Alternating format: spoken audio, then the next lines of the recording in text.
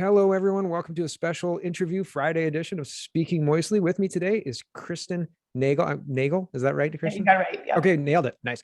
Um, and she is with Canadian Frontline Nurses. And my goodness, some people who watch my shows have reached out to me to say you should have Kristen on and you guys should chat. And so we finally figured that out. And here's Kristen. And I didn't know your whole story, so possibly my audience won't know your whole story. So what have you been experiencing? Like you're a nurse or a former nurse, and you've been dealing with this pandemic. What's happened to you in the last year and a half? Yeah. Well, I guess it's kind of, I'll give like the background of my story. So I've Yeah. been a nurse for 14 years. 2 years of that was spent in pediatrics. And then the 12, my career was spent in the NICU. So neonatal intensive care. So premature babies. Yep. 6, 7 years ago, when my oldest was born, I started to realize the importance of food that would enter his body. And it was my responsibility to make those decisions. And I felt that immense responsibility on my shoulders about that. Everything he would consume would shape his DNA, his behavior, his mood, and create the foundations for his growth. And I thought, being in healthcare and already interested in food, I kind of like already knew the basics, but I just wanted to make sure. Mm-hmm. So I started to kind of go equip myself with knowledge, and I started learning about food. I started, which led me to documentaries, which led me even further. And I'd say that was my kind of like door into the corruption that is surrounding us, was through food. And then that led me to wanting to enroll in the Canadian School of Natural Nutrition, and I became a holistic nutritionist. And during that year, 2 years of my life, it was like all these aha moments went off. And why I always felt there was a disconnect in nursing for me. There always felt like something was missing.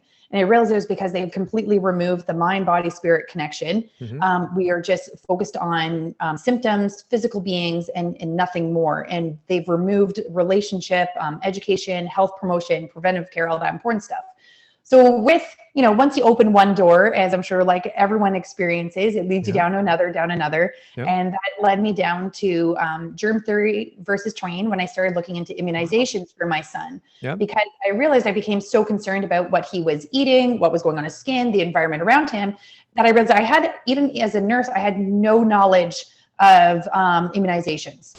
So in nursing school, you're given a huge textbook on all the drugs, pharmacology, a little bit on nutrition, which is the Canadian Food Guide, which is garbage, and absolutely nothing on immunizations. It's just kids need this to survive. Really? Here's the schedule, go at it. Like they need this. And if anyone tells you otherwise, it's quackery, it's nonsense kind of stuff. Yeah. So there was really no education on that. And so when I dove down into realizing, I was taking my son to get his appointments. I know it's kind of a long story, but it leads into everything that we're doing. Yeah. So when I was bringing my son to his appointments, I started to have concerns. And when I was bringing up my concerns, I felt bullied, shamed, guilted, the mom guilt, the what ifs, like you could harm, like this will happen if you don't. And I wasn't equipped with enough confidence or knowledge at that time. So I was easily swayed into making a decision that I was not comfortable with. Yep. And I finally walked out and I was like, I'm never going to do that again. I want to be fully empowered and knowledgeable and equipped with all the information myself, whether, I make that decision in a confident yes, like we're going through with this because I'm aware, or it's going to be a confident no. And once I dove down, I started realizing I didn't even know what the diseases were really, like where they originated, how you get them. Like they don't teach you these things. So I started with the history of disease, went back to like the 1700s and brought me forward. And I looked at the worst case scenario. Like if this were to happen, what's the worst case scenario? Okay. And if this does happen, how do you treat it? And then how do you prevent it? And I realized like through all that, then again, the germ theory versus train, I was like, this is a hard no. And I was like, this has been the biggest like scam in medical history. Of pushing these inoculations onto our most vulnerable. And then I realized my role as that, and as an NICU nurse, pushing these. And then so I led into the whole vaccine world, which then I realized once you get kind of in that area, you realize that the next thing they want to do is to mandate adults. They want to mandate as many injections as they can in the children. Then the next moneymaker is the adults. And when Wuhan came in December 2019, I said, oh, this is how they're going to do it. this is how they're going to promote the fear. They're creating this invisible enemy, and this is how they're going to mandate this injection on adults of 7 billion people and onward. And so I was very vocal right from the beginning when Wuhan happened, when they started announcing that in December 2019 or whenever, because I knew where it was going to lead us. So I was very vocal always on my stance, very vocal about natural health, about our natural immune systems, about our God-given gifts, and just about, these things, children, how they're created to fight these things off. And then I started seeing more what was happening in my end in the NICU that I kind of wasn't aware of. Like, we were giving immunizations to premature babies. So at 60 days, you get your first immunizations as a baby. Our premature babies at 23 weeks, even though they're born at 23 weeks, 60 days of their life, they were still not even considered full term, but they were starting to get their immunizations. And when we would see these babies, be growing, getting stronger and bigger to go home, receive their 60 days immunizations, and have to go backwards on breathing support. And if you try to bring this up, you're just eye rolls, it's brushed off. There's supposed to be no correlation. And then we're starting to see all these other, issues come in the hospital, and you wonder, okay, 3 years ago, they really started heavily pushing the DTaP on pregnant mothers and the flu shots. And sorry, what's DTaP? Diphtheria, tetanus, and pertussis. So this is a vaccination. Okay. Yeah. So I wanted to touch. Yeah, there's a whole bunch to unpack. So it's interesting. Thank you for taking us through kind of what woke you up, because like, it's interesting that you're talking about, like, listen, before this whole Wuhan thing happened, I was already aware that some things were not what they were telling us that they are. And when you talk about food, that's one kind of rabbit hole that I've talked about for myself, because I grew up in the 80s, and my parents were people who liked like aerobics and like low fat things. And it's like, I grew up into the 90s, and I realized that a lot of people were fat, and it like this no sugar, low fat, or this low fat, high sugar thing, not working so good. I eat butter now and full fat sour cream and like proper stuff. So it's interesting. Like, I appreciate you taking us through your realization that something's not right. These people are coordinating to tell us to eat all this grain, when grain's not what your body needs. Your body needs like proteins. Your body needs building blocks, like to help you. So it's interesting. You were already skeptical. You're in the health field. Polio, right? You know about the polio vaccine, right? Like, and so the misinformation around polio and like the reclassification of polio to make the vaccine effective, basically, is how I understand it, basically, is the very short version. So, okay, you're skeptical. It took me, I was taken by the global warming thing. I believed that the global warming thing was real. And I was like, oh, it was a real threat. And the longer this COVID thing goes on, the more I see that it's the same lie. Like, it's the same, it's like the invisible enemy. You can't disprove that this isn't happening. You just have to trust me. You have to have faith in me, because I'm the expert and I'm telling you that it's happening. And just because you can't see it, like, have you seen $1 million? But we know it exists, right? So, right. And they're using all these tricks to get us to be quiet, but it's the same thing. Exactly the same thing. And so, like, I've been waking up to that realization. I've been making that realization, but it's really hard to communicate that with people, because of exactly what you described at the beginning of the show. Everybody has to have their own wake up moment. Something became important to you, more important to you than your own life. Like, I need to investigate this, right? Like, some people are like, I'm going to buy a new DSLR camera. I'm going to investigate everything about that, right? And some people just don't. They're going to buy a DSLR camera and whatever. They'll go to Future Shop and listen to the guy. But you find that important thing, then you start researching, and you're like, well, this doesn't make sense with what I was told. Why did they say this? And then you go back, and you can't do that for somebody else. So that's so important. Okay, so you're awake. You look at this whole thing, the Wuhan lab leak, bat soup, whatever the heck happened. And the whole world changed. And you're like, hold on a second. This looks like the same lie for the food, the same lie for the polio, the same lie for this. What happened though? Yeah. So then I was very open with my stance and very firm, trying to share, like, about natural health and all these things, how the body works, the immune systems, germ theory versus train, like all these things. And they take people out for that, by the way. So there was a big purge. Just to be quick interruption here. In 2011 to 2014 or something like that, there was a massive purge of holistic doctors on YouTube. They just removed them. And it was like, you can't talk about turmeric. I think turmeric is one, but you can't talk about this. You can't talk about that. X22 is one guy who got dinged for that, but there was a whole bunch of holistic doctors who were having very good results, and they were sharing the results on YouTube, and there's a massive purge. Same with flat earth, same era. So, Yes. and not to bring flat earth into it, but it's all a very interesting kind of It is. timing. Yes, Sorry, carry on. absolutely. And it is interesting, right? Like, because like they're trying to bury like the truth and the things that are not profitable. Because when people are empowered and control their health and their lives, and realize, that they can, create the best environment from within and are healthy and take responsibility, then they lose customers, lifelong customers. So this is the stuff I was like speaking out on. Which led me to then having an opportunity to speak out at City Hall in my hometown about the masks on children. That video, that was last September, over a year ago, that video ended up going viral, which connected me to a group of people trying to fight the mask mandates on children in schools, which then propelled me to further speaking engagements around my hometown, as I was speaking as a nurse and a holistic nutritionist.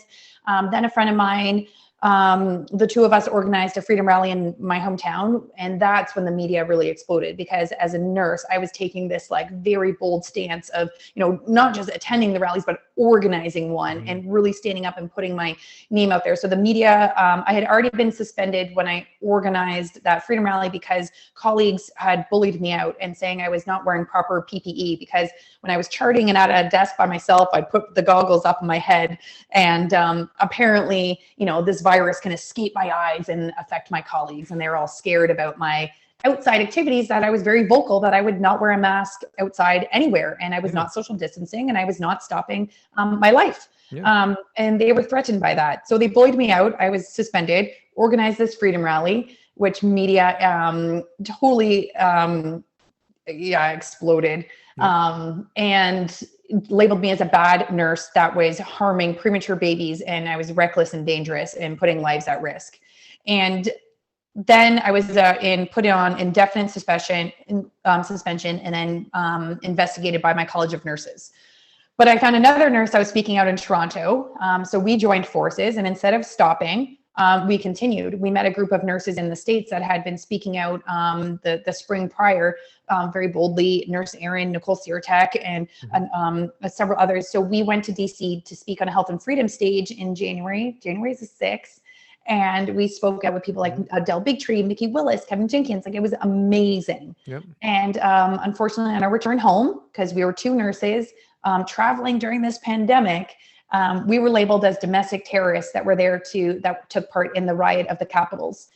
So my entire, I really, the whole Trump presidency, et cetera, I enjoy, like, I thought that it was I like politics. I do Canada Poly, right? So I enjoy politics, and I liked American politics until I started covering Canadian politics. So the whole Trump run was super interesting. And I wanted to go to a Trump rally just to experience, because that's history, like somebody's going to read about Trump rallies 100 years from now, regardless of whether you like him or hate him, somebody's going to read about that. I just wanted to participate in that, and I never got a chance. And I thought during the 2020 run, I'm going to go. And then COVID happened, and I was like, because I was just going to drive to like Buffalo or something like that and catch a rally.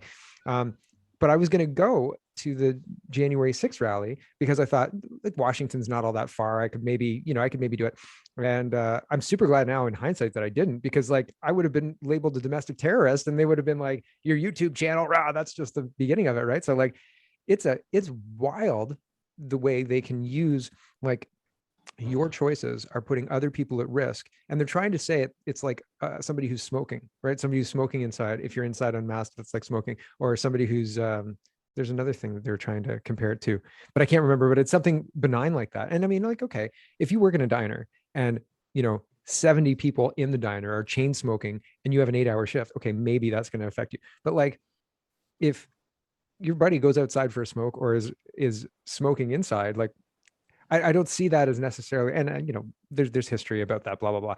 But I don't know that the two things are analogous. I don't know that they're the same thing, and they're making them out to be equal. And I don't think they are, but it's wild. They use these smears, they use these fear tactics to intimidate you into silence, right? They'll say, oh, you're a domestic terrorist, when that's baseless and ridiculous. Yes. Yeah. Which the RCMP found out when they came to our house to investigate us. Oh yeah. So that was interesting. But what was fascinating about that is we made international news. It was smeared all over, but people knew where to find us now. Mm. So we grew an army. As much hate and backlash and anger that we received, we were growing a huge army behind the scenes. And we formed Canadian Frontline Nurses after that. And we continue to grow, continue to speak out, continue to advocate. And then we have been speaking out all across the country. Like literally this summer, we did a cross Canada tour, Yeah. spoke across the country with a group of nurses. Crystal Pitter is a nurse practitioner that also spoke out at the very beginning, who's under investigation and lost her job for speaking out last year about this.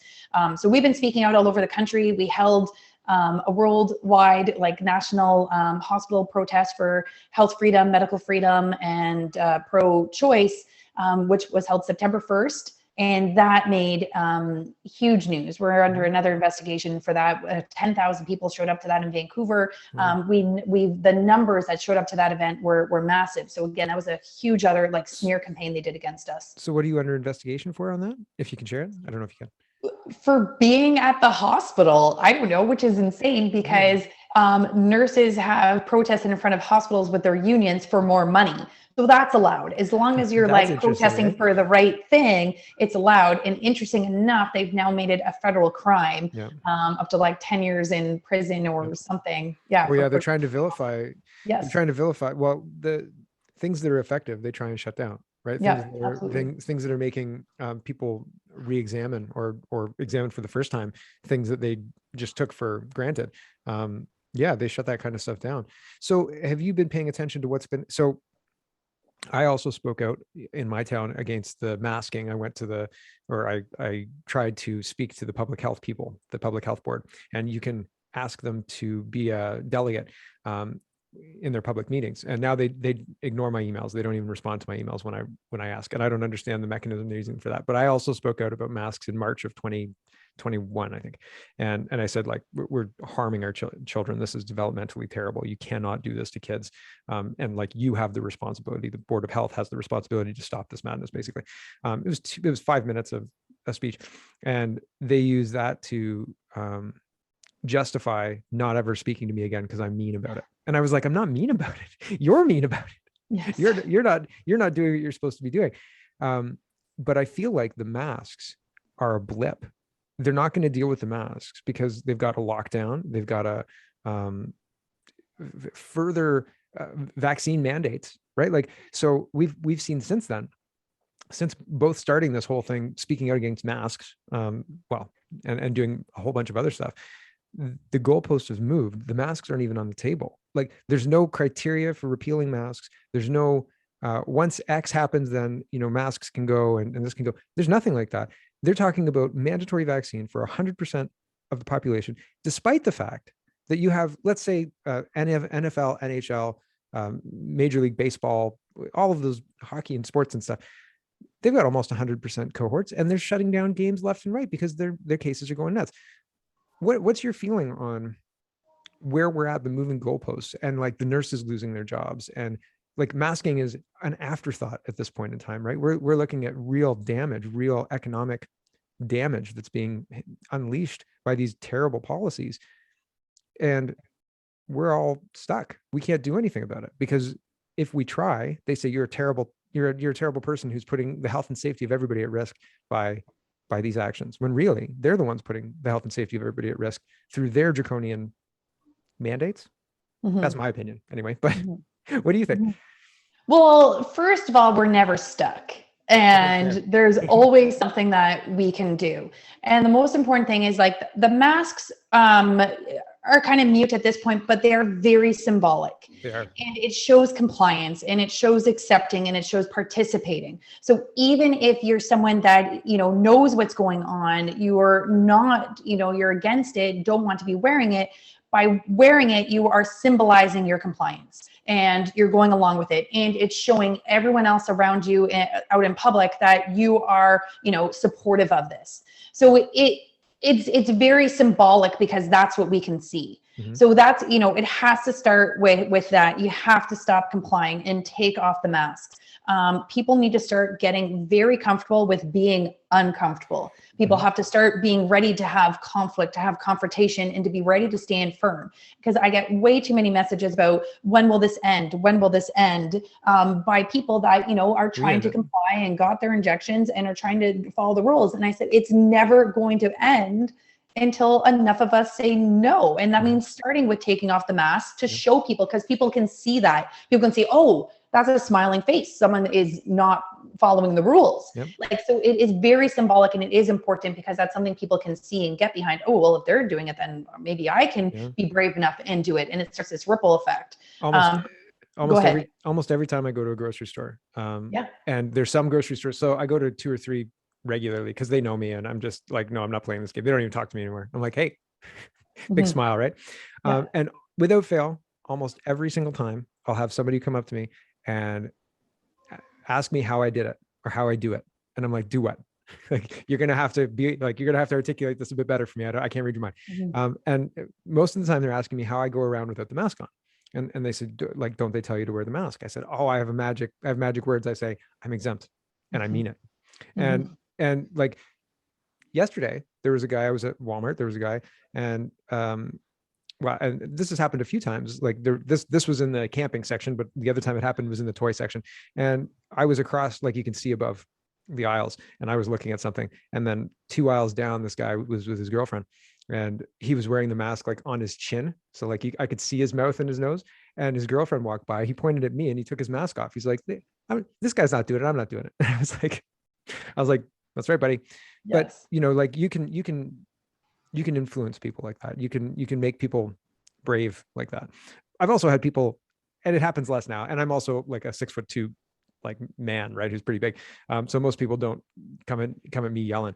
But I've had people try and intimidate me into wearing the mask, and I usually kind of laugh at them and I move on. Mm-hmm. But it happens less than people coming up and saying, "How did you do that? I want to do what you're doing. How do you get away Absolutely. with that in the store?" And I'm like, I'm not getting away with anything. I'm just I'm taking Asserting my rights. I'm taking control of my rights, and like Mm-hmm. these guys don't get to decide that I have to suffocate myself to be in here. Like, forget that. Not a chance. Not happening.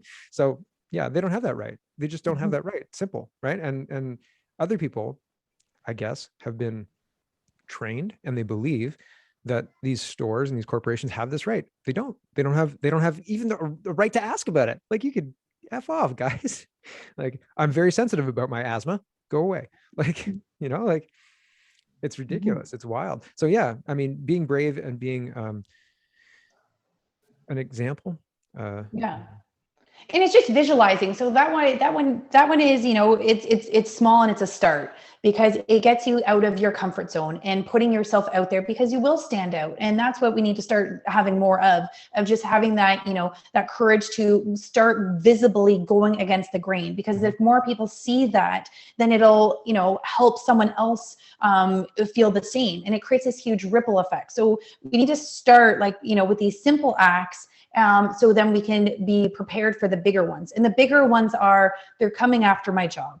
What can I do? I don't have a choice. And the truth is, there's always a choice. The choice is, are you going to comply and be coerced and follow these rules and stay in this system that is abusive and bullying you and asking you to go against your beliefs and values? Or are you going to take a stand, draw a line in the sand, and pivot? And that might mean making some very, very hard choices. That might mean selling your home and downsizing, which we have done. That might mean getting rid of a vehicle. That might mean having to move in with family members or friends. That might mean having to get creative with work, which my husband has had to do, and has turned himself into, he was a teacher and is now installing Christmas lights, landscaping, furniture, moving, whatever, mhm, right? Whatever yep, people need. yep, And it's, and then maybe it is like, if you don't want your kids wearing masks and being indoctrinated by the education system that is meant to create robots, then maybe it is looking at homeschools, learning pods, and finding your community and creating, alternatives. Like, we've created a forest school here in my hometown. It started with 6 moms and it's grown to like 100. yeah, There's always solutions. People get stuck because we got so accustomed to like, this is how life works. We go to school, we get our job, we buy our house, we get our mortgage, we do this, we save, we retire, blah, blah, blah, whatever.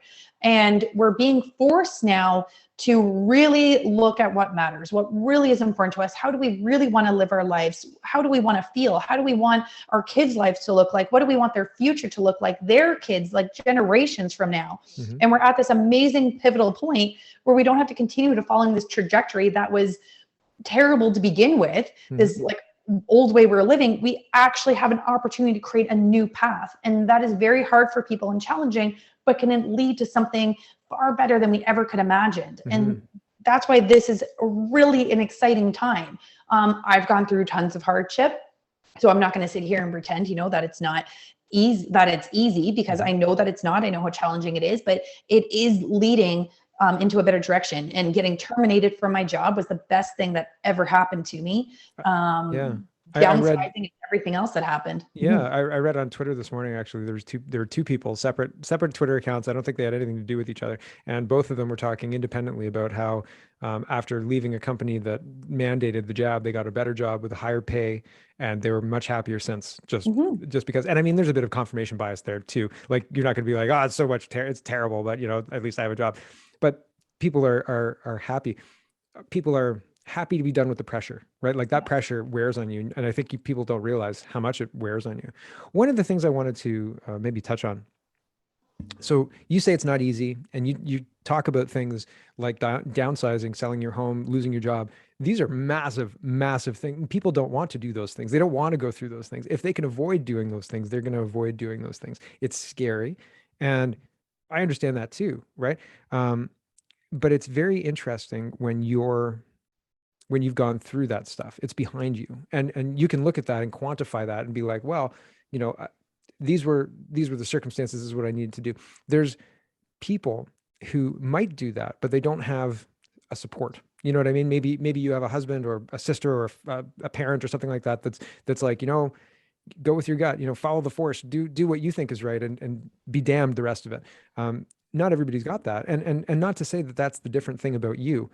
I think that people who stand up the way you do, because people hate public speaking, people hate being put on the spot, people hate the attention being brought to themselves.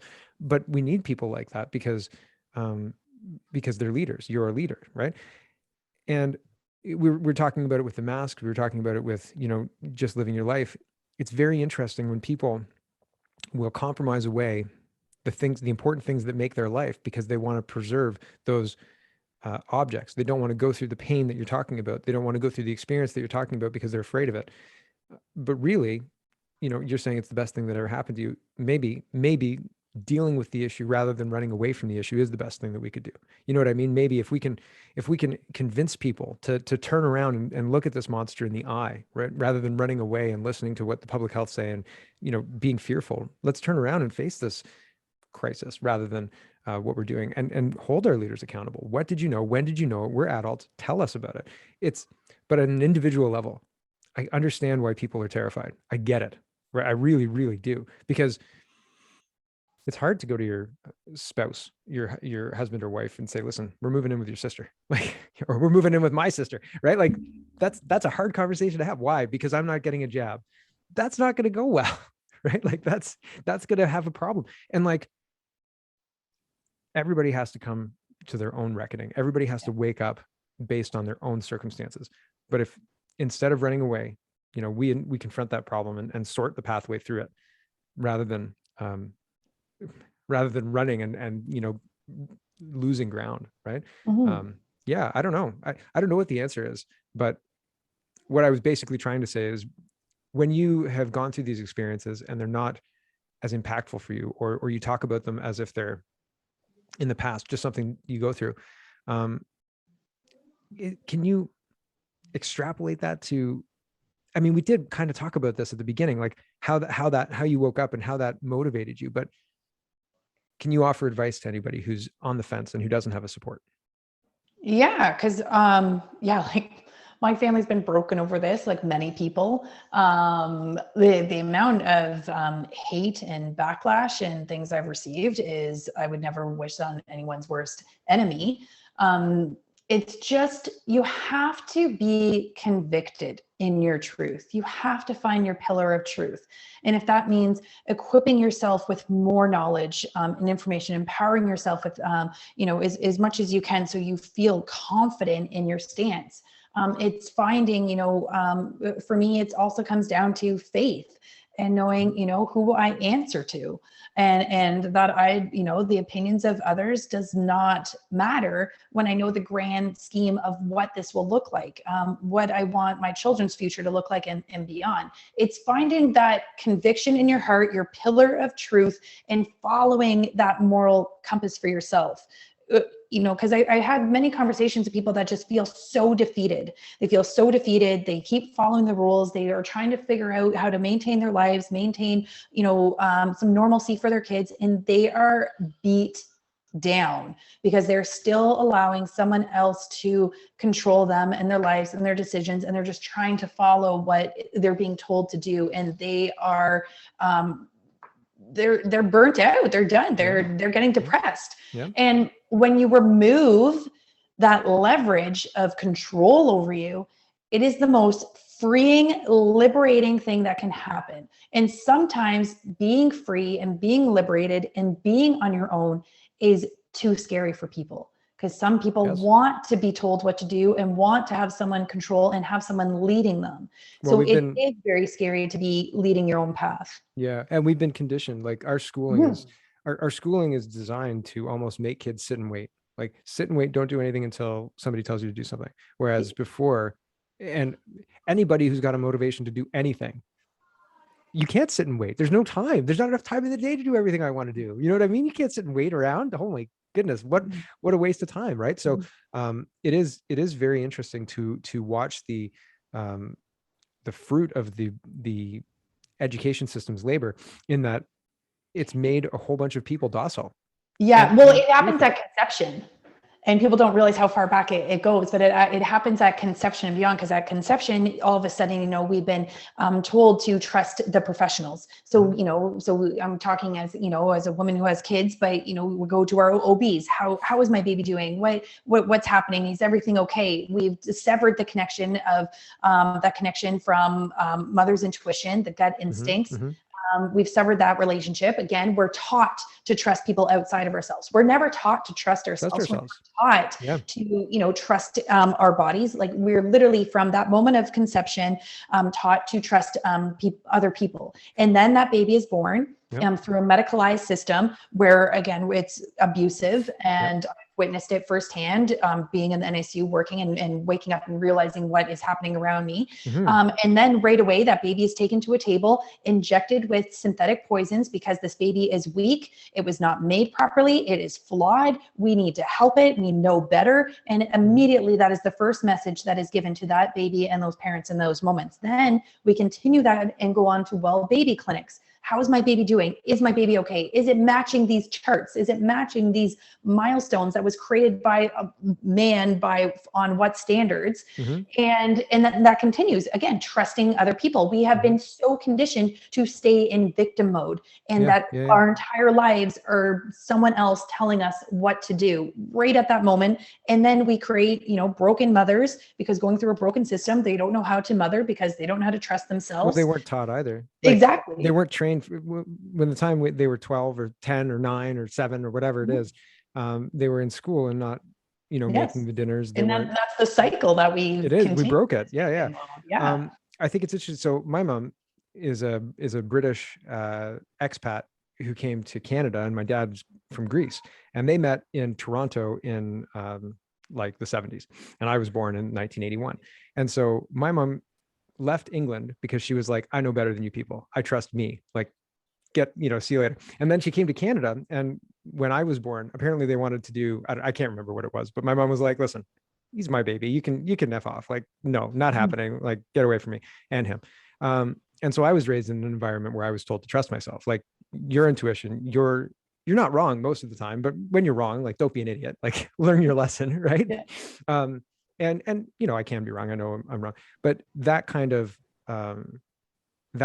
confidence is rare. And that kind of mentality of like, you in your own right have value. Your opinion is valuable. And it doesn't matter that it's unsophisticated at 5. I was encouraged for it. And like 10, 10-year-olds are idiots because they lack experience, right? But it was encouraging to be brought along and allowed to have an opinion and allowed to participate and told why I was wrong. And it's like, oh, okay, that makes sense. And you're learning. But now we've got a situation, and you were talking about this as well with CPSO and the people in nursing and stuff. It's like, if you don't listen to what the CPSO says, then you can't listen to your gut, even though the patient's in front of you, even though the patient is doing less well with whatever therapeutic or whatever it is.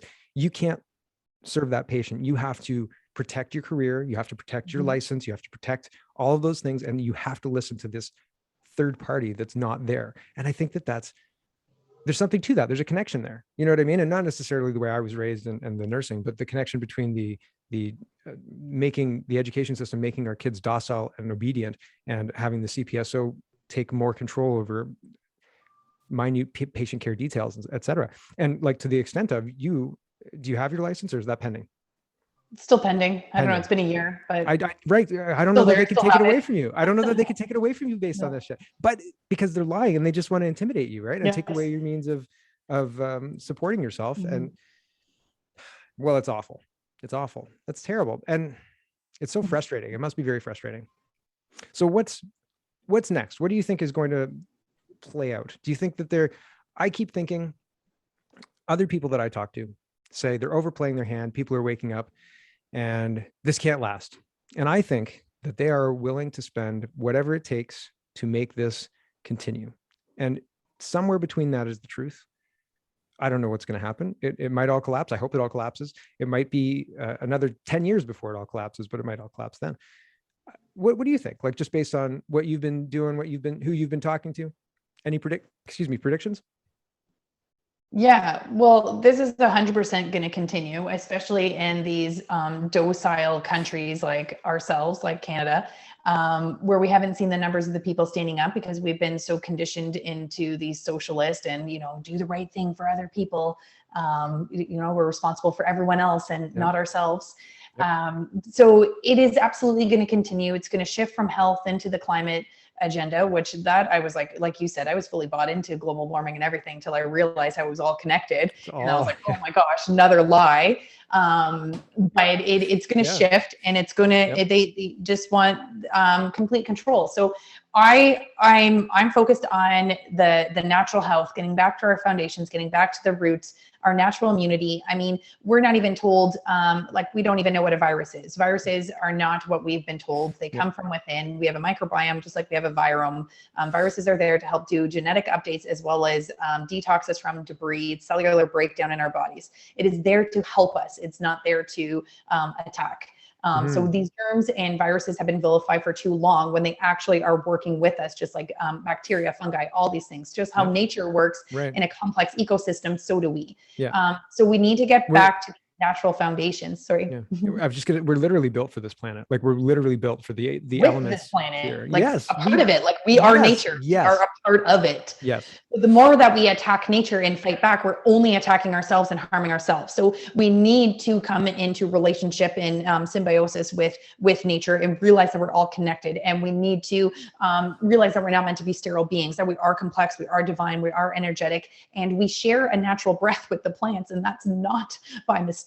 So we breathe out CO2 that comes back through the plants. They give us oxygen, and is this poetic relationship that is there on purpose. Yes. So we need to get back to our foundational roots and learning how to take care of our bodies through just mindset, proper nutrition. That's just food touched by the sun, like getting back to real food. That, again, that was my door into this that is being corrupted, but we need to support local farmers, nourish our bodies, vitamin D. Like, there's just so much good stuff that we just need to get away from all the technocratic pharmaceutical crap and just get back to basics. Like, learn about the edible plants that are in your backyards and herbs, and how to just live and be healthy, thriving beings as a part of this ecosystem, biodiverse environment, and learn how to love and love each other and work together instead of this segregation and hate and division that's happening. So we're trying to create a national database that helps connecting communities with care. So that's what Canadian Frontline Nurses is working on. Several of us are doing a traditional birth attendant course because we realize that's the importance of getting back in the homes with birth and being able to empower women and their family right at the beginning. And yeah, we're in the middle right now of creating this national database that will connect the communities with the care that they need in each of their regions. That is non-discriminatory, non-judgmental, a holistic, more natural approach that looks at the individual as a whole, root cause solutions, and hopefully getting more care into the homes as well, where it should be, from birth to palliative and everything in between. Very cool.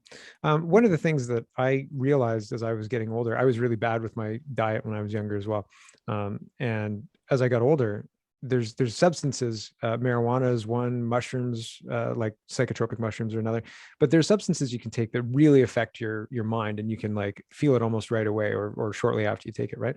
And as I was fixing my diet, like I used to drink too much probably, and I used to eat, like, if I could eat an entire pizza for lunch, buddy, I would eat an entire pizza and more, right? And that's not good for your body. That doesn't help your body. That just creates a whole lump of like terrible, awful things in your stomach. And I mean, like, it's a lot of calories and stuff, but it's hard for your body to process. So as I was fixing my diet, I realized how impactful food actually is, and how you feel, and how you can bring to bear your mind. You know what I mean? Like if you've got a lot to talk about or whatever, and you have like a massive lump of pizza in your stomach, it's harder to use your brain properly, right? And it's a very interesting thing to realize. It was part of my waking up as well, to realize like just how incorrectly I viewed food and drink. And as I fixed that and felt better, I couldn't believe the difference, right? And then I listened to Jordan Peterson talking about the lion diet and eating just like ground beef and meat, and I can't go that far because I can't go back, because now that I've fixed my diet to this, to where I'm at now, I can't go back and eat an entire pizza. Like once you get to that point, once you realize how good you feel at a certain point, you can't go back. Like if you go back, it tastes good, sure, but like 10 minutes later, you're like, this is terrible. Why did I do this to myself? So yeah, it's a very interesting, so I just wanted to tell you that story because I think more people don't realize the impact that what you put in your body every day has on you, who you are. You know what I mean? Like, so that's an interesting thing that is a realization that I've made in the last 10 years. But yeah, thank you very much for coming on. I really appreciate where you're going with this. There are a lot of people who are trying to not do what you're doing, but who see that whole, right? Who see the polarization and the usurpation of our healthcare system to have people fit into, you know, their cookie cutter boxes, and people who are demanding personalized care, demanding care that's tailored to them, are being like cast off. And that's a massive problem for people who were nurses and who are still, you know, who still have the skills but aren't recognized because of the licensing, or it's in flux, you know, they're being taken to court or whatever. And so they're starting all sorts of the Ezra clinics, the Hope clinics. There's these things starting across Canada. So I'm hopeful. I hope that we see, because I don't think this can last. I think that what you guys are doing is starting the conversation of what comes next. And so I'm excited. I'm excited to participate. I'm excited to see what comes out of this, because I think it's necessary, right? I think that the path is necessary. And I think that there's room for it. And I think that it'll probably work better if we can workshop it properly with what, the support of the public. Yes, the time is now. They're like, people are desperate for it. This is the shift we needed. This was the pressure that we needed to move us in this direction. So it's very exciting that it's finally happening, and we get to be here on this earth at this time and be a part of it and watch it come to be. Yeah, well, hopefully, fingers crossed. Yes. Fingers crossed. All right, I think we'll leave it there, because I think this is a little longer than I intended, but it's been really very interesting. So really, thank you very much for your time. Do you have any final thoughts, and where can people find you? What's your email address or Twitter? Anything? Yeah. You can find us at CanadianFrontlineNurses.ca. You can email us right from that website. You can also follow me. I'm on Instagram and Telegram at Kristen_Nagel. That's where I'm kind of most active myself, Instagram and Telegram. And then, CanadianFrontlineNurses.ca. And we're Canadian Frontline Nurses on every like social platform, trying to, wherever the censorship kicks us to. Yeah. Tell me about it. Yeah. It's terrible. Yeah, yeah, everywhere, right? Censorship. Yes. Blah. Yeah. Oh well. And for me, thank you, Kristen, for spending the time with me this afternoon to let people know about what's going on, and really having a robust conversation, kind of that I think people need to hear. I hope it resonates. And for the people watching, thank you for spending time with us. I hope it was enlightening, and I think conversations like this are important to hear because this is our country. This is what really is happening. And this is firsthand accounts of people who are on the front lines of this, and it should be paid attention to. So, thanks for watching, and we'll catch you next time.